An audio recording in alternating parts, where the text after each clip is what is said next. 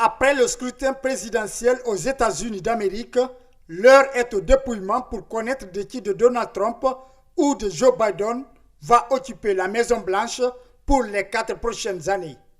Dr Lansana Fayyami Mono, président du bloc libéral, est l'un des leaders guinéens qui maîtrisent le système électoral américain.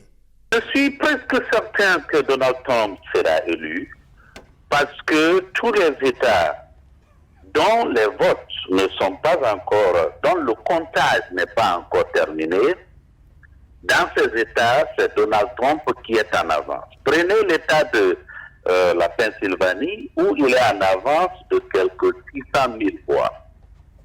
C'est le cas pour le Michigan, c'est le cas pour la Géorgie, pour la Caroline du Nord, et c'est le cas de l'Alaska. L'Alaska, je ne peux pas dire depuis combien de temps l'Alaska n'a jamais voté en faveur d'un démocrate.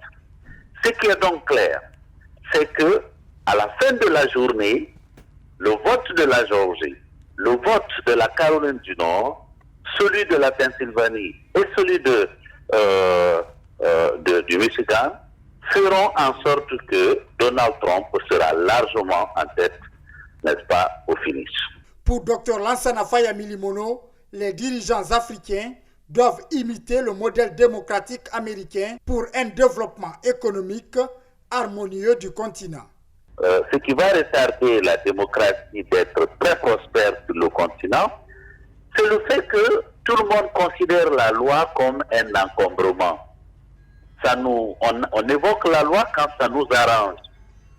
Quand ça ne nous arrange pas, non, on pousse et on passe. L'Afrique doit changer cela. Il y a quelques pays qui ont commencé à rentrer dans la tradition démocratique. Et il faut s'en féliciter. L'Afrique de l'Ouest avait plutôt bien pris, n'est-ce pas, le départ, en ne ressemblant plus à l'Afrique centrale. Malheureusement, la CEDEAO est en train aujourd'hui de ramener l'Afrique de l'Ouest dans le giron de l'Afrique centrale, ce qui est malheureux. Pour être élu à la Maison-Blanche, le candidat doit avoir au moins 270 grands électeurs parmi les 500. Pour l'heure, le candidat des démocrates Joe Biden est actuellement crédit de 238 grands électeurs contre 213 pour le président républicain sortant Donald Trump. Des chiffres qui pourraient évoluer avant la fin du dépouillement.